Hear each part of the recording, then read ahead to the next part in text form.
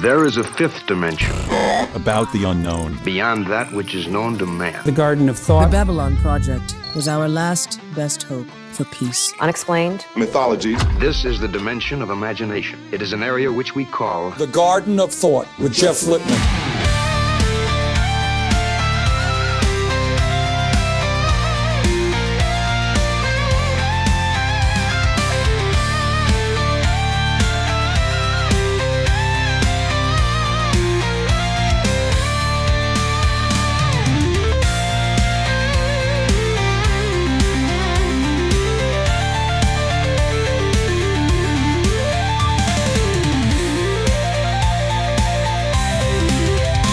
Welcome, everyone, to Garden of Thought. We are welcoming back in our old friend, George Mitrovic. It's been a while. How are you, George? I'm well, thank you, Jeff. I've been looking forward to this interview for ages, even if the fate's got in the road a few times. Yeah. And you're coming to us from South Australia, if I recall correctly. Are you Melbourne, right? Melbourne-ish? No, I'm in Sydney. Sydney, okay. All right. Well, in New South Wales. Yeah, well, that's Central East Australia, I think, if I'm correct, or Northeast Australia. I don't know. No, Central East. All right, you go any further east, you're in the ocean. Right. I've been to Sydney. Sydney is the only major city in Australia I've been to. Anyway, so folks, by now you have heard whether or not what you're going to hear from me next is warranted or not, and that is an apology about the audio. This may be for nothing. The audio might be just fine. I don't know, because I'm doing this live, and obviously you'll be hearing it long afterwards. But for the last year and a half, I've been fighting with my Disk C space, and I've frenetically deleted things off of Zoom, deleted things from my drive that probably didn't need to be kept there because they're all on Spreaker. And now they're also on YouTube. But I thought we had the problems. I also did just random cleaning up, and everything that went from red went back into green or blue or whatever the nice safe colors are. And then all of a sudden, just a couple days ago, it tells me that my disk space is full again. So my wife came up with a solution, and I'm sure there are other solutions, but she came up with a solution, and she's much smarter than I am, especially about tech. And so we inserted a pen drive, a flash drive. And so from now on, this show is going to be recorded. It's going to be saved onto the flash drive, which is empty until now. And hopefully no more problems with Disk C, because this is empty and it's got plenty of space, and hopefully that'll solve it for a year or so. And then, thereafter I'll either have a new computer or I'll just get another pen drive or flash drive, whatever it is. Why am I talking about audio then? Because it's plugged into one of the inputs, and the one where the microphone was plugged into, I guess she didn't test it, I certainly didn't, was made it so that I could not hear myself through the system. So I unplugged it. So I'm not using a microphone. There is one that's in the HD camera. Hopefully that's picking up my voice. Hopefully this is much ado about nothing. George was coming in loud and clear with that lovely baritone of his. Just to be safe, I'll increase the volume just a little bit on my side. Apologize for George to sitting here listening to this, and I apologize to all of you sitting here listening to this if it's useless. So without further ado, George, first tell the folks a little bit about yourself if they're not familiar with you, your work, etc., and then you can tell us why you're here today. Oh, I'm supposed to know that. Okay. My name is George Mitrovic, or Mitrovic, depending on how you want to pronounce it. Typical Eastern European, but born in Australia. Usual post-war relics. What I write about is every anomalous phenomena on Earth. I've got over 160 books on Amazon. I've got about 80 books on Audible and growing every day. I'm doing a series of books on monsters and humanoids and mysteries of North America. It includes Canada because I regard them as both together. Some may be offended by this, but cryptids don't care about borders. They like moving around. So that keeps me happy. But in the meantime, I've been working on a major theory, which I discussed once quickly with Jeff, that I've been working on since the early 70s. And it's now caught up with computer technology, or should I say computer technology has caught up with it. Because every single computer, I call it subsection V11B, part A, has died whilst trying to do my research. And they're some of the best systems on earth, like Excel and everything. No, they just cark it, to use an Australian term. They won't work.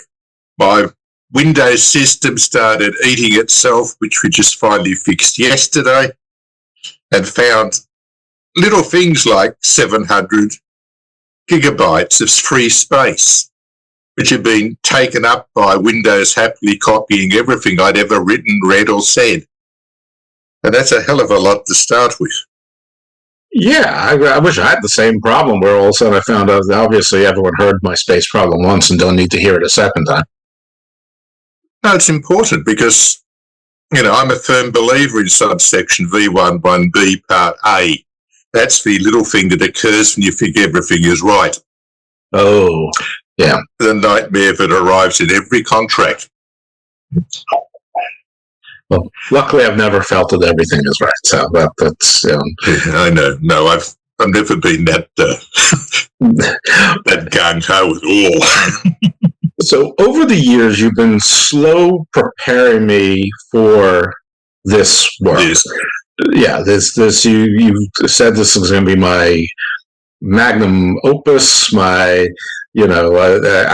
going to shake the foundations of a lot of things.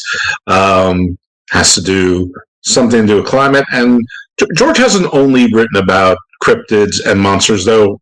If you're interested in that, like divided up by states and regions, you're not going to find a more thorough library than the work that he's put out there. If you're interested in Bigfoots and things like that, like he'll divide them by like 4 state areas, 5 state areas, mountain ranges. Sometimes it's one state because that state is big enough that it has enough to fill out a book. So, if you are a collector of that, he's your guy. And he already told you they're on Amazon and a bunch on audio also, though I would think you'd want the collection in your library to actually look at them. Anyway, this, however, is entirely different. And then slowly, at first I thought you were going to be looking at something else. I thought you were going to be going back to younger Dryas and because you've done a lot of work on the comets and explosions on the Earth and how that affected climate and stuff like that.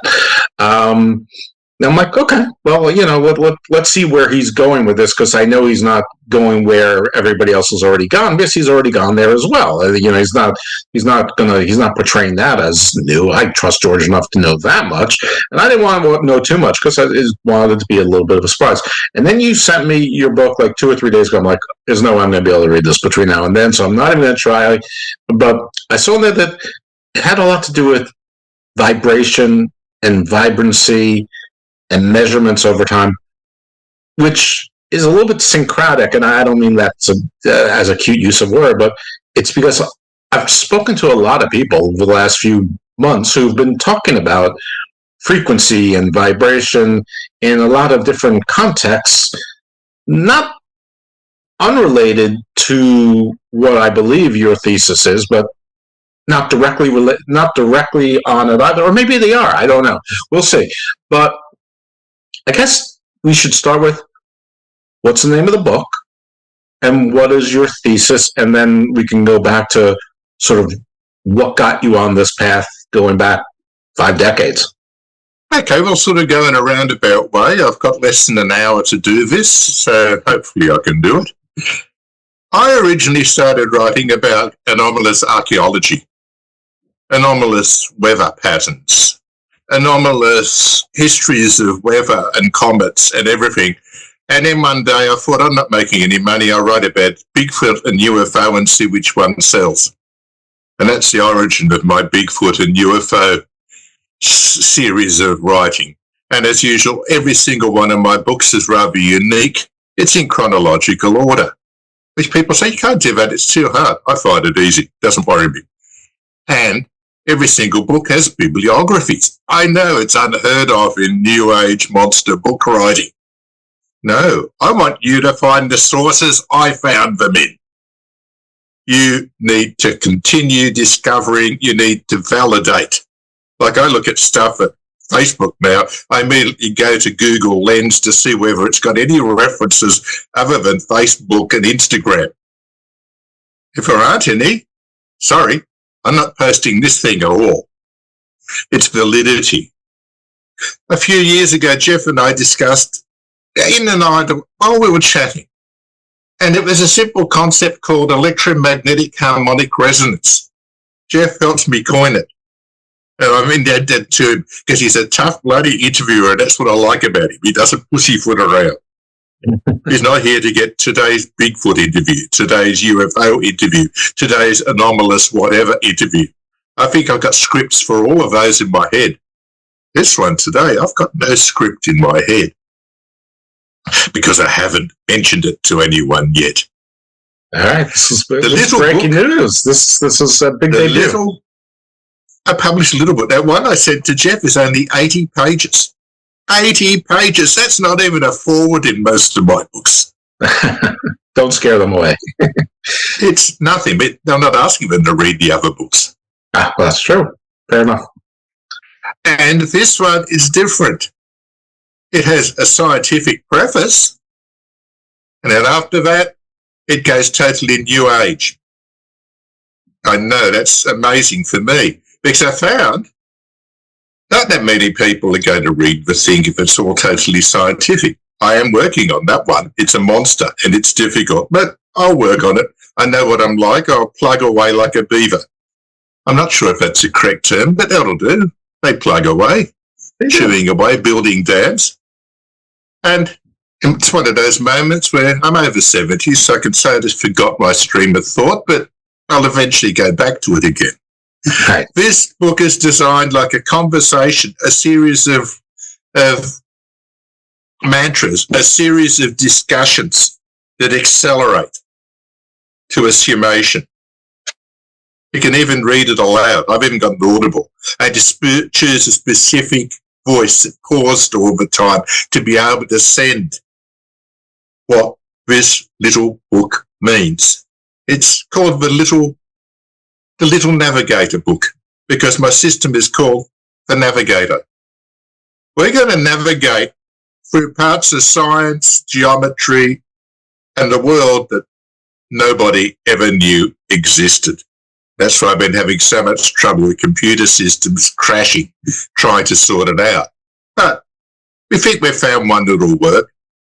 It's purely geometric. It doesn't try to help. It doesn't try to adapt everything. I want a computer system as close to a Commodore 64 as I can find. It doesn't tell me what to do or try to adapt it, which is a problem with the modern systems. I'll just read you a quick blurb, which I think covers up most of this. This is a longer part of the blurb, and it goes on, but we're not reading those bits, only this bit.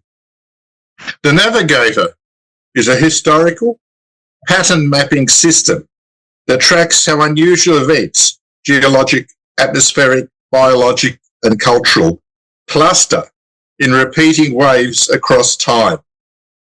Instead of treating anomalies as isolated oddities, it shows they rise and fall in coordinated cycles like tides. By lining up these waves chronologically, you can see when the world becomes unusually active, when it quietens down, and how different categories of anomalies often peak together. It's not a prediction tool. It's a way of revealing the hidden rhythm behind many centuries of strange events. What I did was quite simple to me. I've got no interest in strange phenomena. They're nice, and I've written on them. Tens of thousands of pages on them. The consistent theme I found with them, because I believe things have to be objective, not subjective. Every view of a strange phenomena is subjective. It is you interpreting it culturally, mentally, physically, in whatever way you view it. That is subjective. What I'm interested in is consistent objectivity, which is when this thing occurred, where this thing occurred. And if I'm lucky, trace evident phenomena that occurred with it, which limits my range to only tens of thousands of things over a test sample of 100, nearly 200 years. As I said, I've been working on this since, I've been working on this since the early 1970s, long before many of you were born. It's a long time for a theory to be in gestation. It's true. Once you allow for time and space, they are physical coordinates. You can't change them, you can't disprove them. This is a time, this is a space. And then you look at what happened. Actinic burns, burn marks on the Earth. The primary thing with a lot of phenomenon initially being light. Yes, unusual. Most UFOs start off as lights. We have all electromagnetic phenomena occurring. And the strange part is they occur in clusters, they occur in time waves, they occur in harmonics. The harmonics are amazing. They weave in and out. There are sine waves that they run along. Now remember, none of these events are supposed to exist. They're imagination. They're delusion. We haven't validated one of them yet. I haven't seen one Bigfoot in a zoo or hanging on a wall in a den or a barn. Neither. I haven't seen Fillet of Nessie at all advertised in Scotland, or any of the other hundreds of lake and sea monsters. I haven't seen, apart from in the deepest conspiracy levels, proof that little green men, or grey men technically, have been discovered and kept as household pets or government pets. But they don't like sharing their information, so I'm always wary of it. Right. Everything I look at is public domain. Pick up any one of a number of books and you'll find da, or actually it's usually next page, 3 pages of travelogue, let's add 4 pages of personal experiences, and eventually after 20 points, the book is finished. My books average 8 to 10 items of data per page, but they're not heavenly boring either. I like to keep a bit of a flow. I like to keep questions going. So what I'm doing is mapping the impossible. But what I should say I've done is I've mapped the impossible. And the little book is the first one to explain it in human terms. So it's going to sound a bit new age because that's the only way I can find any expressions for it. Well, if you've mapped the impossible, you've mapped the possible or proven the possible. So what are the possibles that you've proven? But these things occur in regular time and space. They form patterns. Well, I guess the question is, what are these things? What are these things? God, I wish I could answer that one. What do they correspond to? What has been reported that you were able to validate that something in fact did happen through, I guess, these patterns that you've discerned, these anomalies in the harmonics and the vibrations, using the electromagnetic spectrum and their impacts on the regular patterns that are usually surrounding them. What has been reported among those things that correspond to the objective data that you found that people have called subjective? Like, is it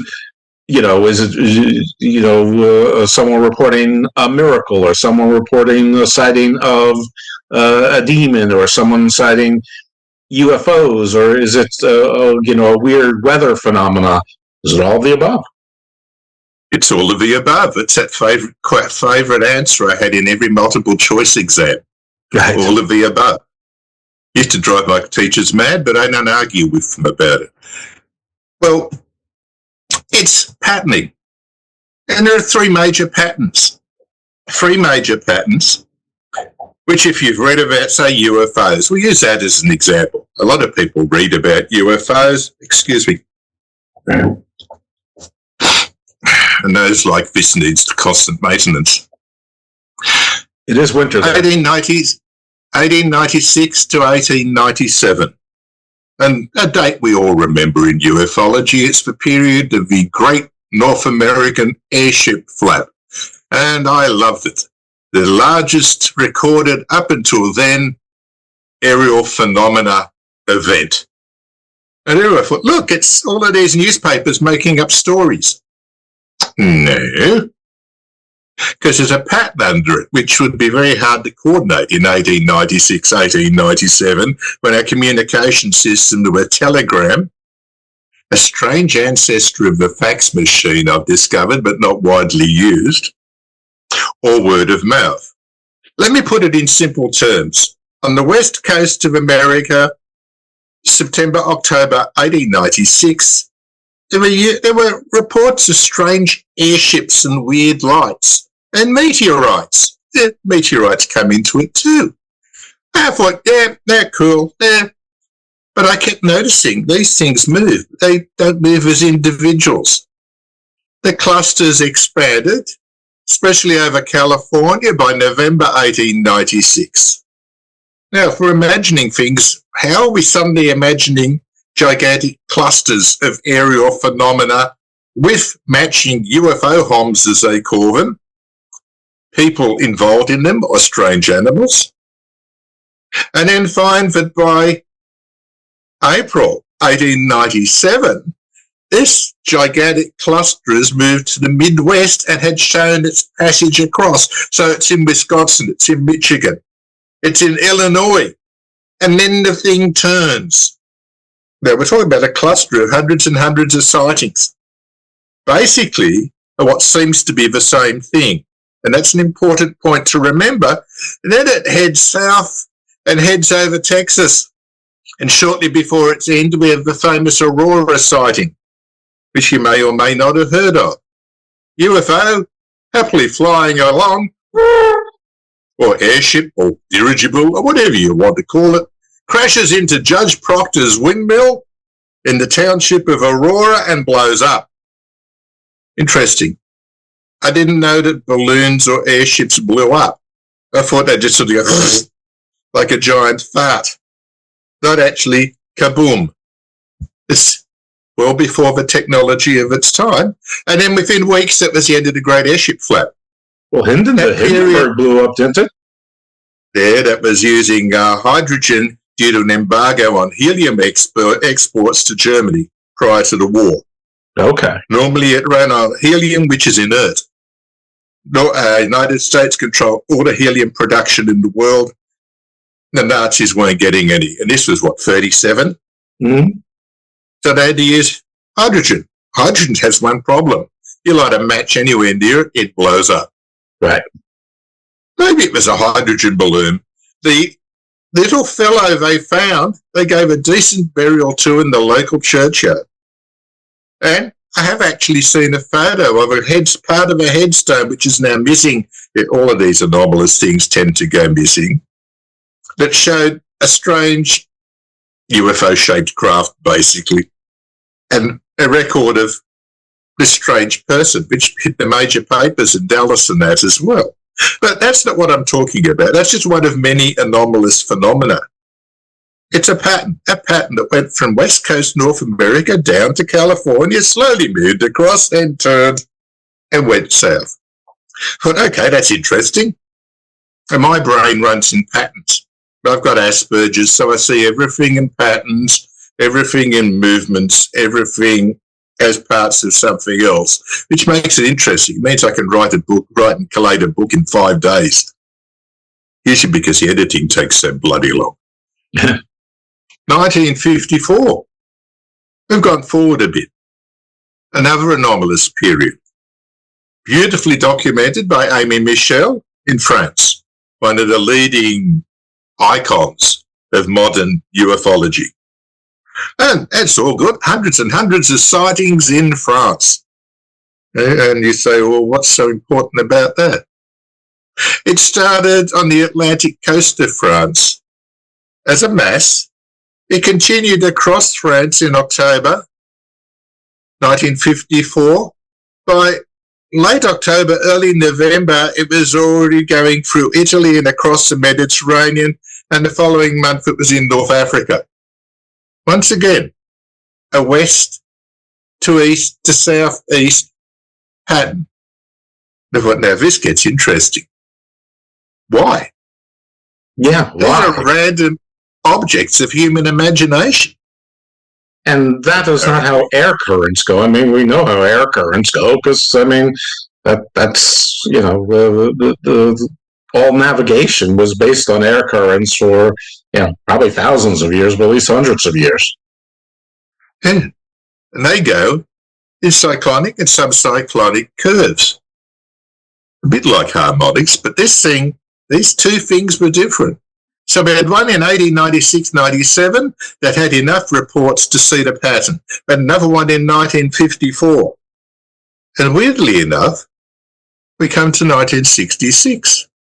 1966 isn't as widespread as the previous two. But as far as impact goes, it is amazing. As far as concentration of sightings goes, it's phenomenal. And this is the West Virginia, or should I say Ohio, West Virginia flap of 1966, 1967, that gradually built up along the Ohio River Valley until one afternoon, I think it was Christmas Eve, 1967, the Silver Bridge over the river collapsed and the entire thing stopped. That is bizarre. This is, oddly enough, where, what's his name again? Mothman originated. Yeah, good old Pleasant Point, Mothman. Point Pleasant. Pleasant Point, Gallipolis. This one ran down the river valley. Got to Point Pleasant. The Silver Bridge collapsed a few days before Christmas. It was a terrible disaster. And then the entire area was barren of sightings. Gone. This is patterning. Patterning is what I look at. I look at anomalies in patterning. And what I'm researching now, and have researched since the early 70s, is anomalous patterning. These are major ones.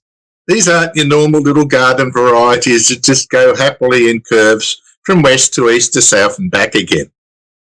It's like my mapping system is like weather forecasting. It can't really define anything, but it'll tell you what a possibility of rain is and storms because it adjusts the patterning that's occurring, which is a difficult concept for people to understand. I'm not defining a concept of events to come. I'm defining a concept of the greatest probability based on patterning on the surface of the Earth of where events will occur or have the possibility to occur. So whatever anomalous events are happening, and let's just call them UFOs for the time being, this is a placeholder with the understanding that might be too simple. That there are things that you can measure. There's data that you can measure about harmonics, vibrancy, electromagnetic on the Earth's surface or up to a certain elevation. You can measure that before, during, and after. But most importantly, before something is visible to the human eye, because it's, you know, it's not a this is not a psychic thing. This is a physical thing. It just means we can't see it until it reaches a certain elevation or de-elevation. It may be the case, and if people look for this, they can focus what they're looking for. Sort of like, well, we'll go back to meteorites or meteors. You know, we know when the Taurids are coming. We know when the Leonids are coming. So if you know when they're coming, people can say, hey, look up towards the northwest of the sky at between 6 a.m. and 7:30 a.m. and you'll see this, or here's where you're going to see a partial lunar eclipse on such and such day. That's just math. But here, this is using different data, and if people directed their instruments in that direction, whether amateurs or professionals, but hopefully some professionals with private, let's go with private universities or private labs, because nobody trusts the government.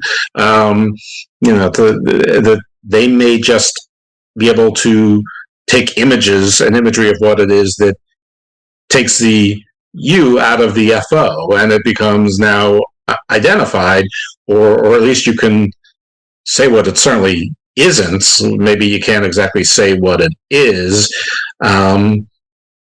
And maybe someone else figured out what you were doing, or somebody else figured out independently, and maybe that's why there's all this talk about disclosure that's coming up. Maybe it's not all to push Steven Spielberg's movie out, but did I give any fairness or accuracy to what you're trying to describe? I think you described it beautifully. Oh, well, great. Thank you. This is my first time hearing about it. Okay. Yes, well, it's my first time talking about it. That's why I got cheat sheets with me, because I normally don't talk about it. I normally head down and bum up inside the research. Well, what do you last? Because I'm sure if no one else, you're going to be talking to Cliff Dunning about it. You'll be talking to the Strongs about it. I'm sure that there's plenty of people who are going to want to talk to you about it and put it out there. So I'm really pleased to be the first, but I'm also really pleased that I understood enough of it to put it in layperson's terms and got it close to right. That's why I wrote the little book.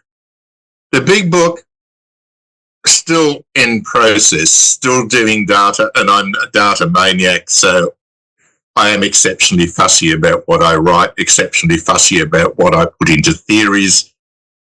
It's Asperger's again. It helps. It gives me great skill, but it can drag things on for ages looking for micro details.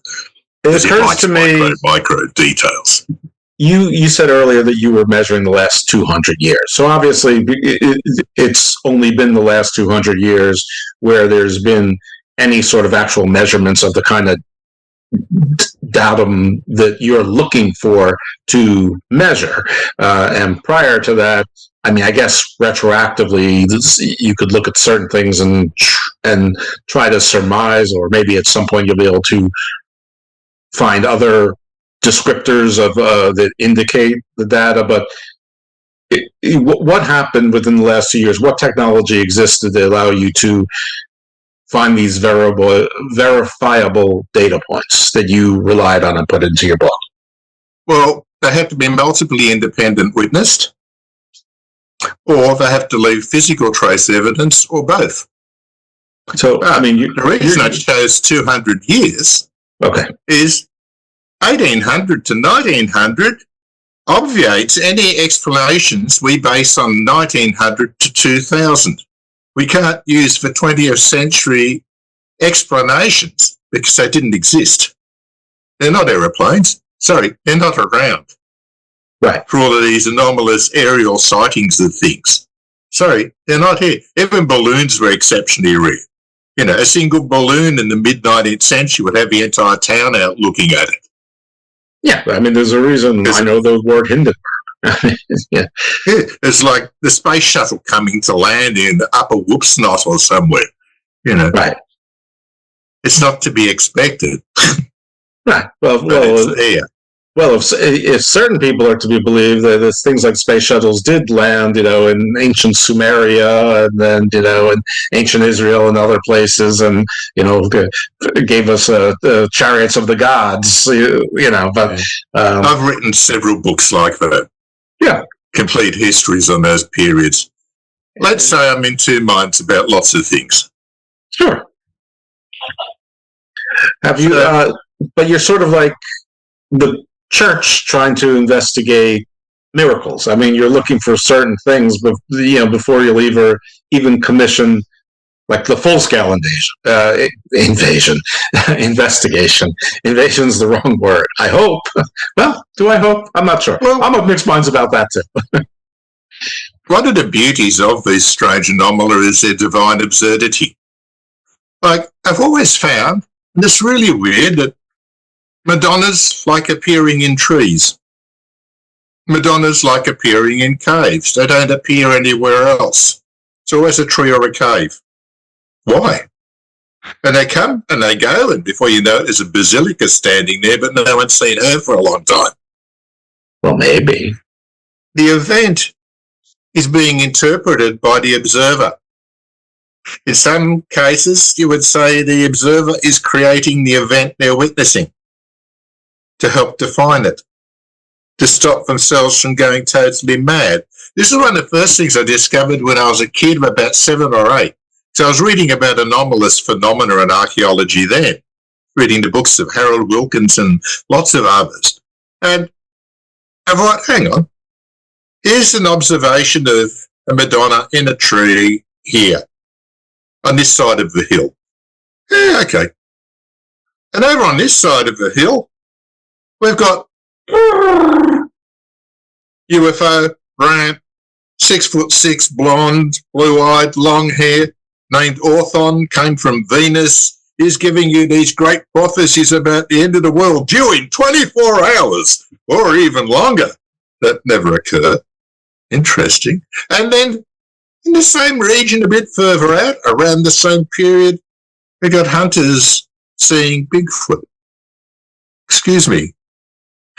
This is too much for coincidence or synchronicity. Because I don't like coincidences. I like patterns. That's how my brain works. Well, if I'm hearing you right, so everybody has that same preference in their brain to a certain extent, but either they're seeing what they sort of want to see by interpreting that way, or there's something that's most easy for them, or my favorite part of Babylon 5 is when the Vorlons reveal themselves, but everybody sees their version of semi-divine in their own way with their own faces and all of that. The humans see human angels, the Minbari see Minbari angels, and then and so forth and so on. I guess you're not going to speculate on which it is, but is it correct that the people are that they're all witnessing the same type of anomaly? They're just sort of deciphering and interpreting it the same way, much the way people can lie down on a field and see the same cloud, and one person sees a turtle, another sees a dog, and another sees, I don't know, North America, but it's the same cloud. It's all purely subjective. So you can have 10 people in the group. They will see totally different things, and number 9 won't see anything. But the cloud being there is objective. And that's all you're saying, is that you found things to measure, data points to measure the objectivity of a thing. What that thing is, you're not defining, but maybe over the course of time, maybe over more than 200 years, maybe as instrumentation and tracking improves, there'll be something that shows up, 6.7 out of 10 times, and so maybe that thing will be more likely, and then that will be further refined to something else as we fine-tune our instrumentation or types of measurement, maybe looking at different, infrared or ultraviolet or whatever, or different types of probably more audio, since vibrancy and harmonics are a large part of it. I know that there's instruments that measure all different frequencies and whatnot. I don't know what they are, but they clearly exist. Yes. Okay. I'm only the navigator. I'm only bringing in the lead of this. The spearhead. So who is other than just the general public, and hopefully, 10 million people buy this book, other than them, what type of persons or institutions would you love to get this to go, wow, this is really interesting. Let's formulate some experiments. Let's start doing some focused observations. Would it be, entities like NASA or a Caltech or MIT or, whatever the Australian equivalents are, or, like who would you, George Mitrovic or Mitrovic, whichever you prefer, who would you like to be your target audience that actually acts upon this actionable intelligence that you're providing? That's a very good question, and I wish I knew because I'm regarded as a maverick scientist. You yourself wrote a small lead before one of my interviews a few years back stating that every major discovery I'd made had so far been taken by somebody else later and claimed. Yeah, that's often the case, yeah. And I'd publicised and published all of it. But no, you see, I'm not part of these large groups, and I don't want to go into paranoia theories and things like that, bastards. And this one, I noticed no one's claimed it yet. So I better claim it now. I really don't know what you can do with it, but I know the results can be outstanding, and I'll discuss an extrapolation with you. And I don't discuss extrapolations with everybody. Okay, well, let's hear it. I'm honored. No, you're my best interviewer for serious, in-depth interviewing, but I've got lots of other lovely ones as well. No doubt. But you ask tough questions and you get me thinking, and that's great. I need to think to keep this thing activated. I've got an IQ of 205. It's very hungry. It has its own universe of looking at things, which I don't explain at times.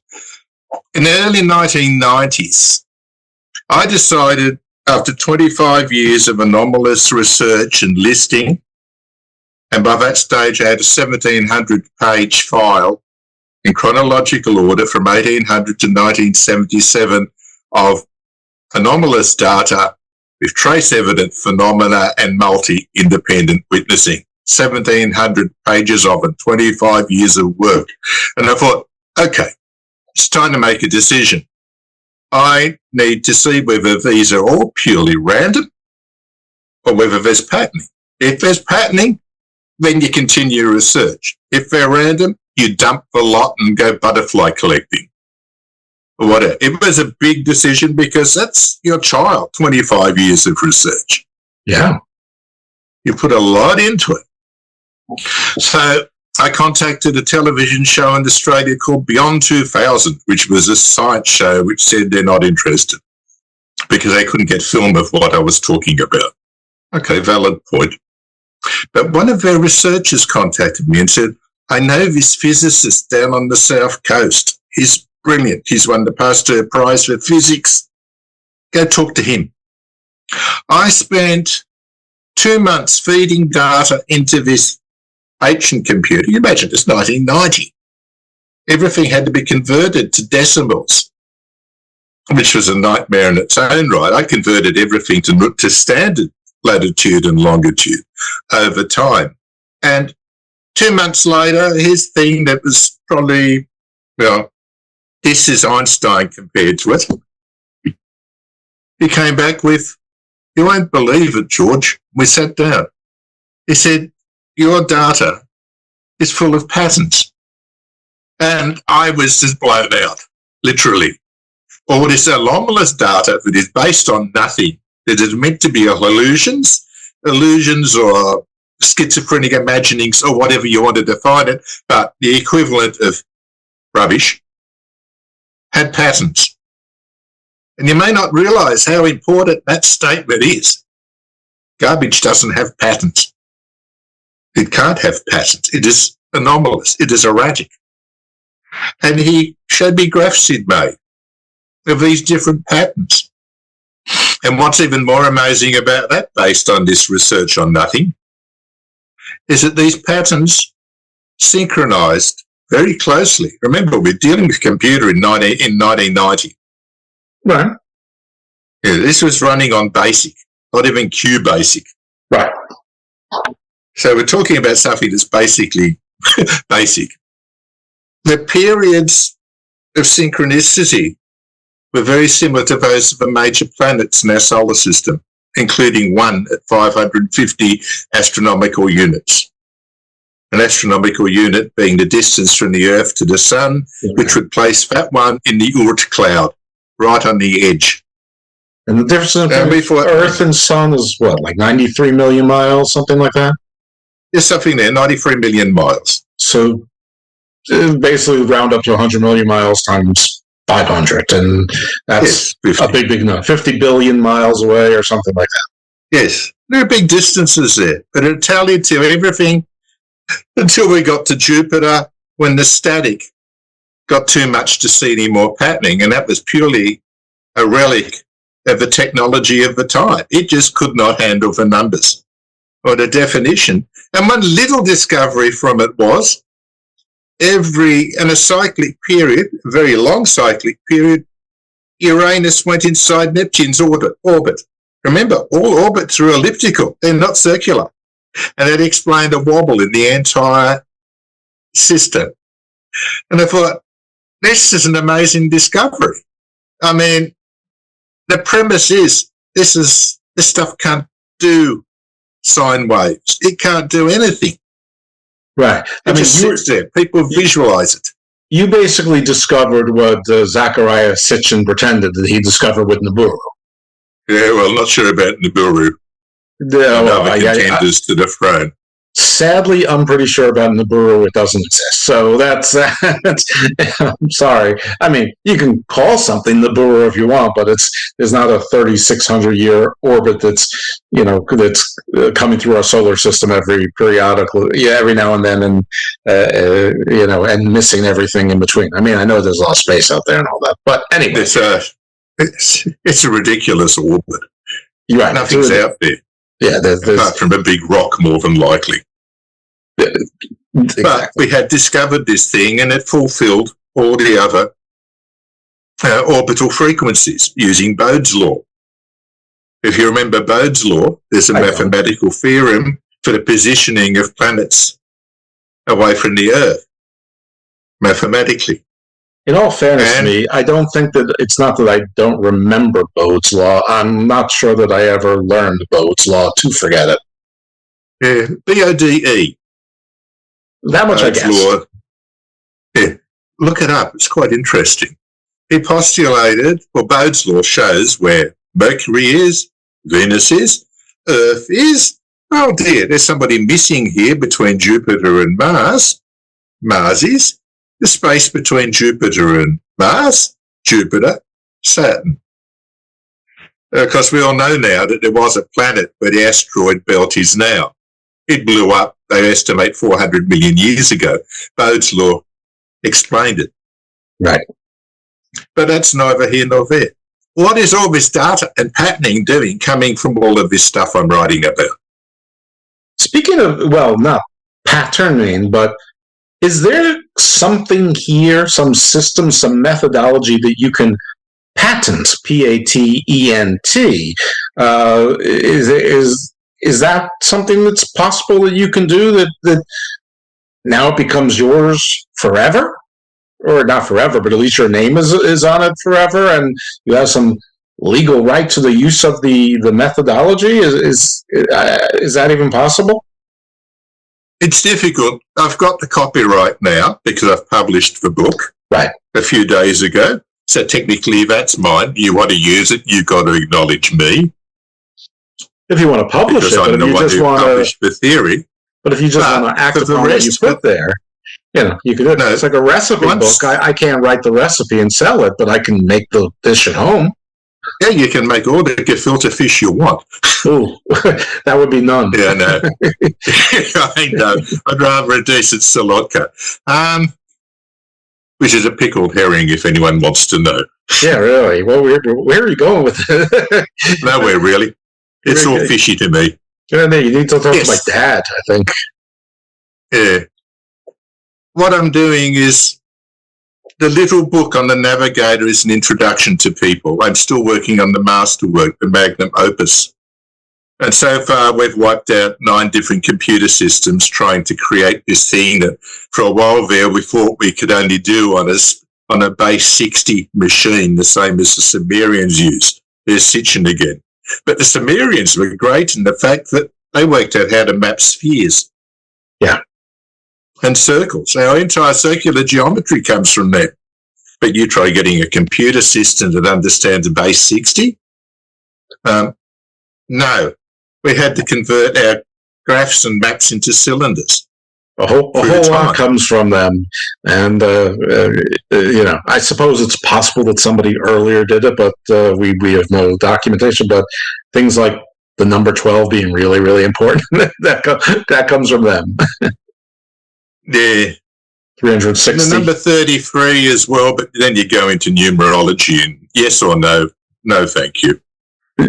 Well, yes, thank you, but not today. I mean, not today. I had one yesterday. Yes. Yeah. It's just endless. It's endlessly interesting. It's endlessly interesting how many different groups and folks and people and then sort of interpret the same things in different ways, but with similarities. But anyway, neither of that is here or there necessarily. Though maybe isn't like. I really want my friend PJ Black to listen to the show because he's very much into vibrancy and frequencies and with him it's science-based enlightenment, reaching other planes, sort of like escaping the Gnostic bubble through knowledge, but the science base in that. And I hope I'm even doing that justice as well. But I've found out early and often doing the show that a lot of times some things that were thought to be woo-woo or spiritual actually met with science, or science met with them later on, and they're not really all that far off in a lot of ways. So I don't know, these things are mutually exclusive. Oh yeah, you're showing me your data chart there, and I know, but I haven't shown them anyone in this interview. That's and right. There's been a lot of water under the bridge. It's like Tell your mate to read the little book. It's like a extreme multiple helix. Yeah, multiple helixes. This is what I discovered before I was put in touch with my physicist on the South Coast. This is what got me thinking, is this real? Is this not real? Oh, incidentally, this side is North America. This side, this middle bit is the Atlantic Ocean, and that's Western Europe and England. Okay. And that's 1800 to 1977. And what we found is...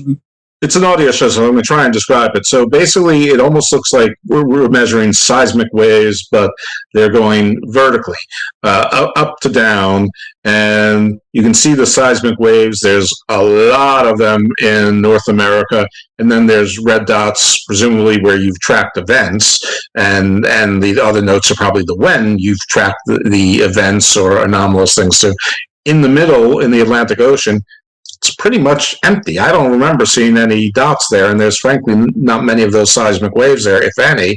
And then you get to Western Europe, and there's a fair amount, but it was half, maybe less than half, as on North America, which maybe makes sense like in the last 75 years, but certainly not the 125 years before that. I mean, Western Europe was, probably ahead of North America, technologically speaking, at that point. Yet, maybe it just has to do with the fact that the landmass is bigger here. But again, the skies, Europe is attached to Asia. The skies also know no borders, but maybe they do.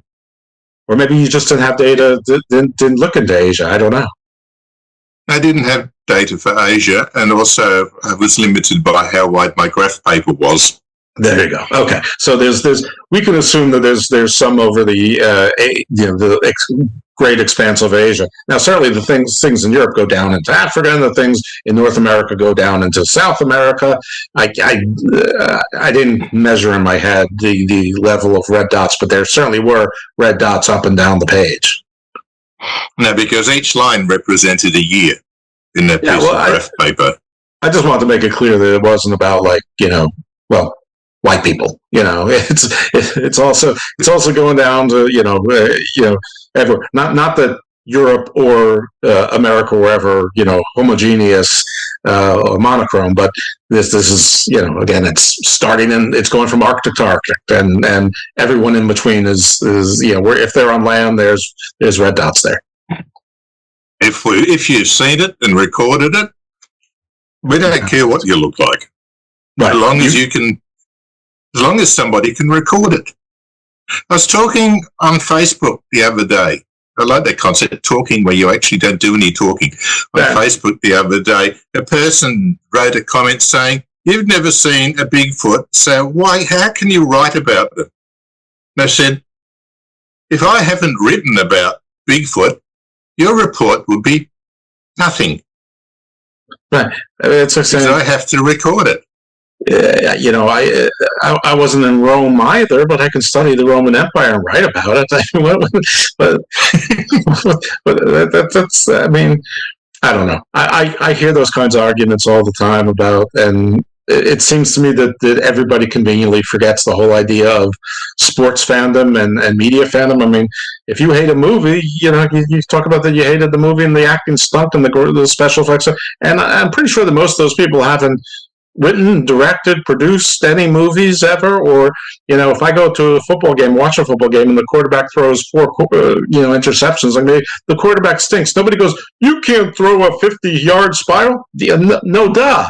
I mean, people are allowed to criticize, and people can come to expertise in various ways. I mean, most reporters didn't do the thing that they're reporting on either, right? Yeah, so I don't know. The world is weird. People are weird. They find strange things to believe in and argue about when they want to be on those particular hills.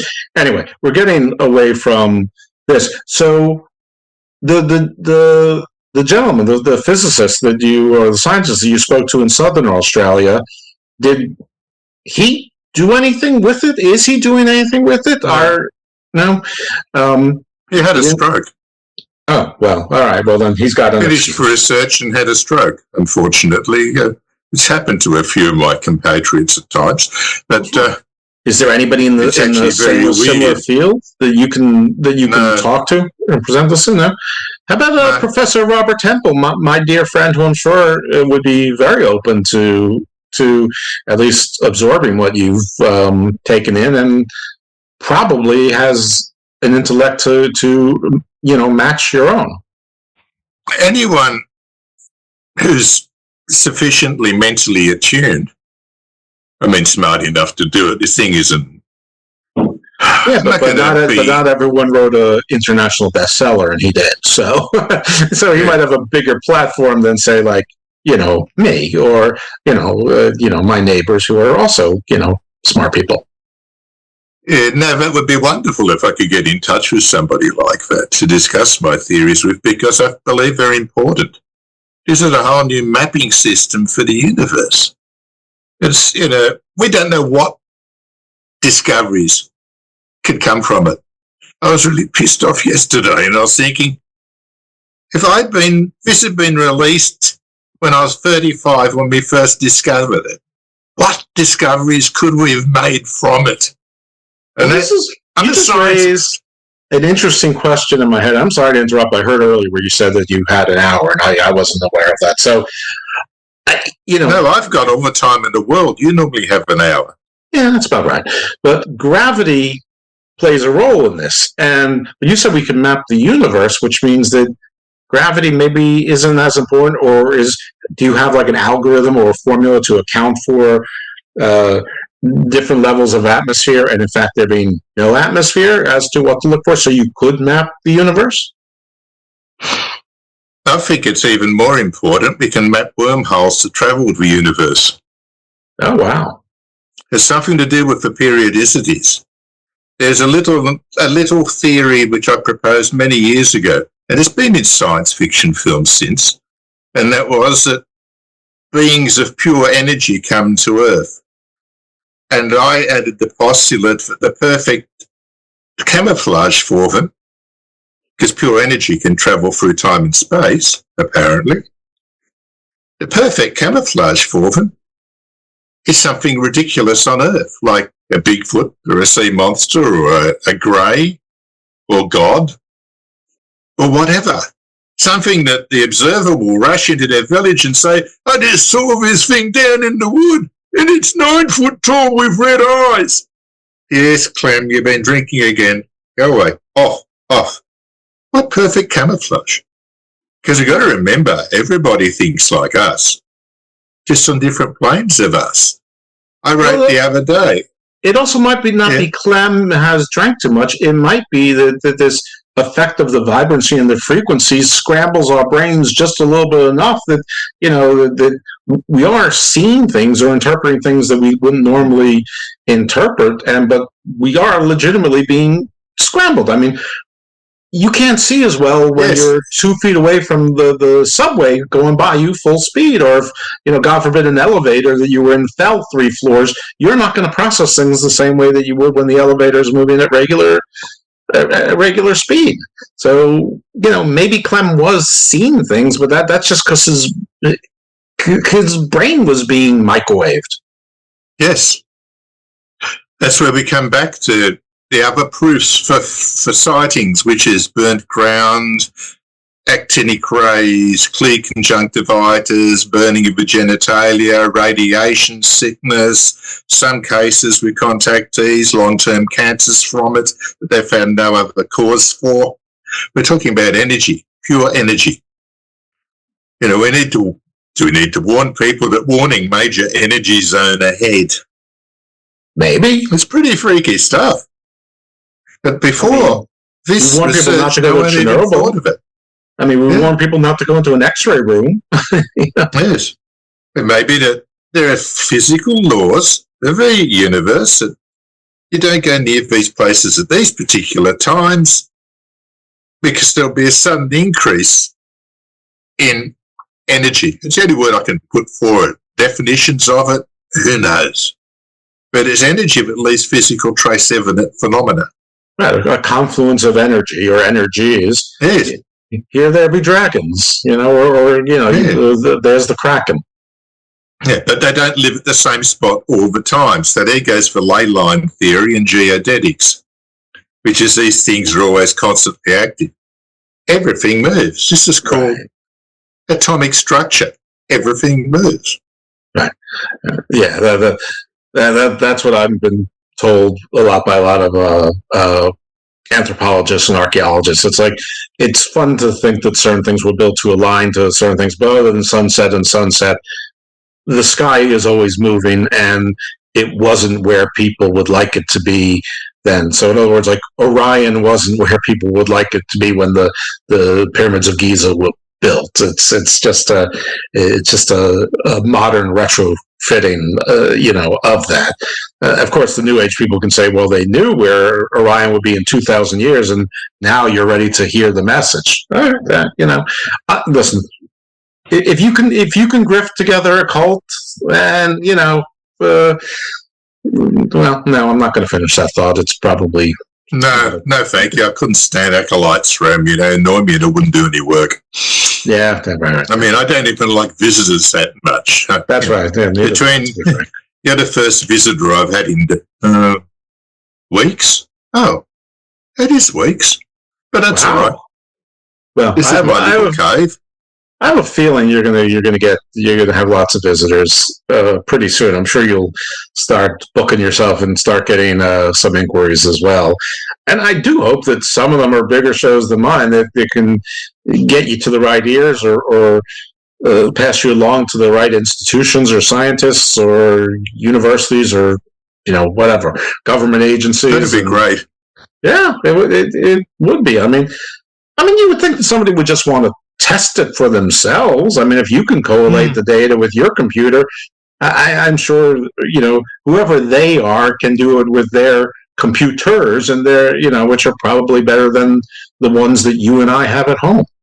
Yes, I think they all beat the Commodore 64, but so far it's leading. I don't know. The Commodore 64 ones keep crashing. that Tank Command game on Commodore 64 was a lot of fun.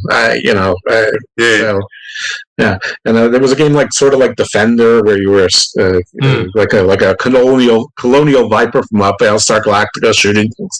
That was fun too. It's the only type of computer I actually worked out how to program in a way.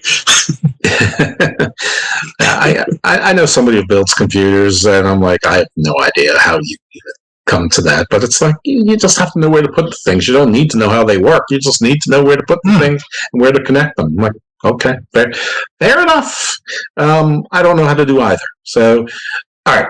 So let's get back to the topic at hand. Is there what haven't we hit that we should have hit in your thesis or in your work, or are we at in conclusion time, or have we already passed that? You tell me. We've already passed that. Oh, the main thing is that I'm going to repeat that opening statement because everyone will have forgotten it by now. And this will help just reinforce what I've already said. Sure. The navigator is a historical pattern mapping system that tracks how unusual events, geological, atmospheric, biological, and cultural, cluster in repeating waves across time. Instead of treating anomalies as isolated oddities, it shows their rise and fall in coordinated cycles like tides. By lining up these waves chronologically, you can see when the world becomes unusually active, when it quietens down, and how different categories of anomalies often peak together. It's not a prediction tool. It's a way of revealing the hidden rhythm behind many centuries of strange events. Well, I know that there are people listening to the show, or maybe even watching the show art on YouTube, who are interested in this sort of thing and may have their 6 degrees of separation at institutions of higher education or scientific institutions or whatnot. And listen, don't write this stuff up and pass it off as your own, but certainly, I mean, he wrote the methodology so that it can be tested and retested and duplicated, and see if you can duplicate it. And if you can duplicate it, then keep going up the chain to whoever's bigger than you are until you go from, community college or, state school up to, Caltech or MIT or, whatever the equivalents are in your country, state, province, and see if we can figure some of this stuff out. And maybe it does correspond, maybe we find a different sort of disclosure, because as much as I would love to count on my former stripper / congresswoman from Southern Florida, or Stephen Greer, or hopefully Luis Elizondo is not a fraud, he's a fraud, or someone else, George Knapp, or someone else to come up with the disclosure and all that. We've been waiting a long time, and every now and then Congressman Tim Burchett says it's coming, and Congressman Tim Burchett's an idiot.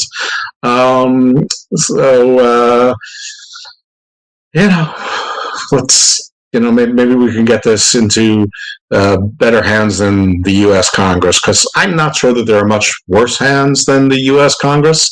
I'm sure there are some places, but I'm American, so I'm American-centric, and our Congress sort of blows. So they all suck. Yeah, they all suck. That's the conclusion of this book, is they all suck. All right, so the Little Navigator is going to be a precursor to the Big Navigator, or the map, or the atlas, or whatever you decide to call it, the Universal Atlas, or, you can't use Hitchhiker's Guide to the Galaxy because that's been taken. But I have a feeling I could call it number 44. You could. Yeah, you could. Yeah. But I think that'd lean towards number 43. You know what? It's your book. You can call it whatever you like. And you'll probably have a big subtitle after colons anyway, because I've seen a bunch of your books, and you always do have a subtitle under the title.